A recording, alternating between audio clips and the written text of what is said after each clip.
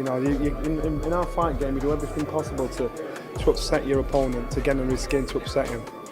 But when you start bringing the fighter's mum into it, and I don't know, from a West Indian background, you just don't do that.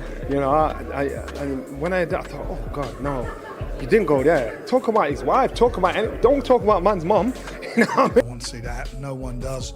But I understand now both sides have made it up. They've apologised. So hopefully it's all in the past and we can concentrate what everybody's out here for. You know, he came to my city and started chaos. So anyone that knows me, that knows that when I'm in a fight, you know, I don't mean well for my opponent anyway. Yeah. But when you intensify that feeling, when you make it personal for me, now I really want to hurt. There's two sides of AJ. Which you said for a while that you will see it at some point. You will see it. And when someone pushes your buttons, when someone shoves you like that, when someone starts talking about your mum, no man, like... I apologised and said, look, I went too far, I shouldn't have said that. But he needed to get a response from Anthony Joshua and get him into a certain mindset. This is even more intensified for me. I'm the man with the big right hand, baby. I possess all the power. I'm the most dangerous heavyweight in the business, period, to this day. Okay. You know, so I ain't talking about my mum and all this other stuff. I'm going to have a pop at you. I can't fight, but I don't care. I'll have a right go.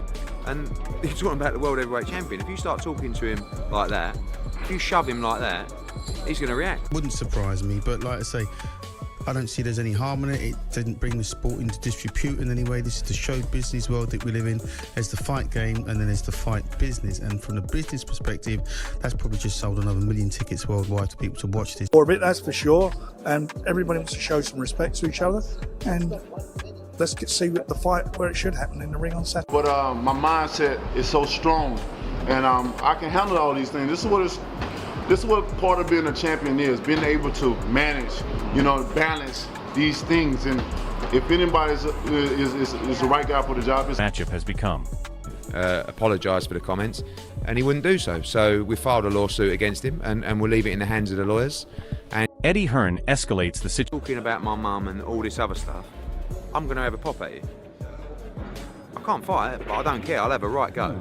And you're talking about the world heavyweight champion. If you start talking to him like that, if you shove him like that, he's going to react.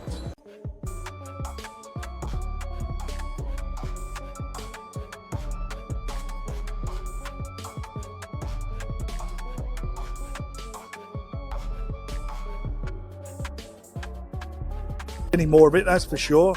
And everybody wants to show some respect to each other. And let's see the fight where it should happen, in the ring on Saturday. That's not what we want. I don't want to see that happen. No one does. But I understand now both sides have made it up. They've apologised. So hopefully it's all in the past and we can concentrate what everybody's out here. Deontay Wilder just got rushed to the hospital. And the reason? Anthony Joshua crossed a line that should never be crossed in boxing. We're talking about family, threats, and a rivalry that's spiraled completely out of control. I mean, it wasn't a few words, you know, I dapped it up with him and I said, now let's get it on. And it was simple as that. Is that the fight you want next, Deontay? I'm ready for whoever, you know, it's whoever. As long as these guys is in the heavyweight division, I'm here. You know, like I said, you can call me Mr. Clean because I want to clean up the whole division. The heavyweight division is nothing without.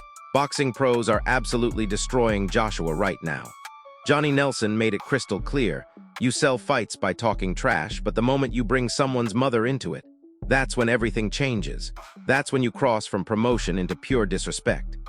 For me, Anthony Joshua needs to prove himself on the world stage because he's so happy fighting in England and fought a beaten Klitschko after I'd destroyed him mentally and had a war with him in a beaten fighter. So he needs to prove he's willing to step up to the plate and fight the best. And Wilder, he's not holding back anymore. Listen to what he said about Joshua. Once things get personal, once you disrespect him and his family, his entire mindset shifts.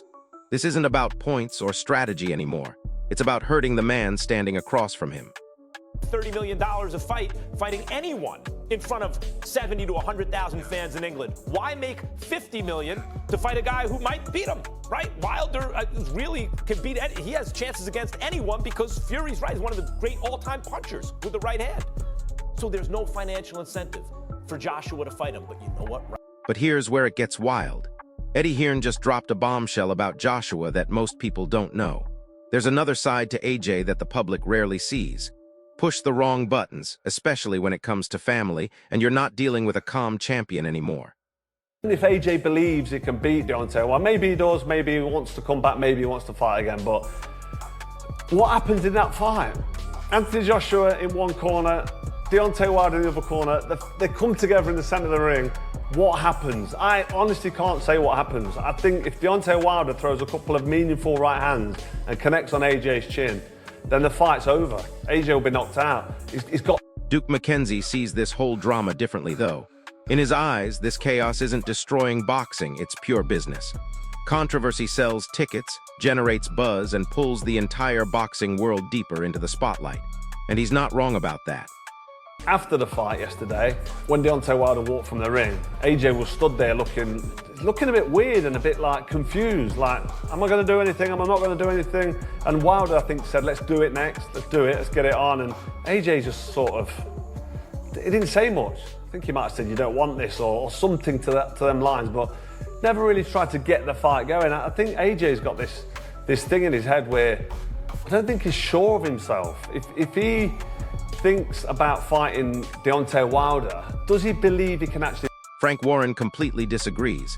He's focusing on how this situation makes the sport look terrible. Nobody wants to see emotions and personal attacks overshadowing actual boxing. For him, protecting boxing's image matters more than any promotional hype this creates. This way, Deontay Wilder knows how to sell a fight, and he's already called out Joshua.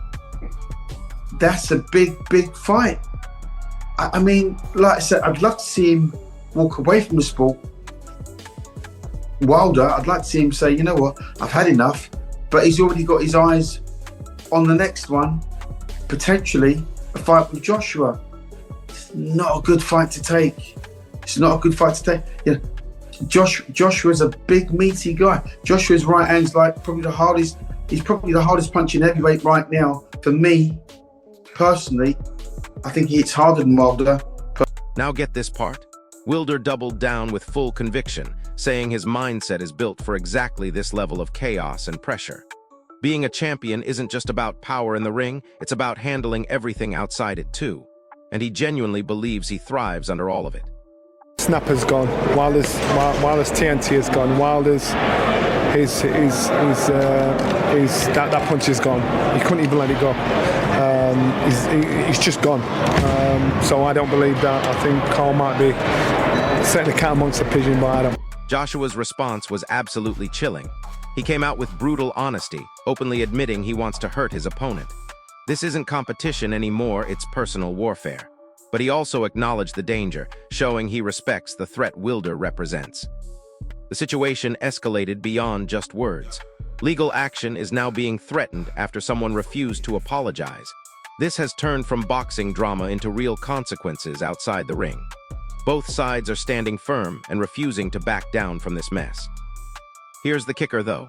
While Warren sees this as damaging to boxing's reputation, McKenzie frames it as smart business. This kind of tension doesn't hurt the sport, it sells it. Massive global attention, bigger audiences, more money for everyone involved. But Tyson Fury just gave us the most interesting take of all. He compared Wilder and Joshua directly, clearly favoring Wilder's mentality.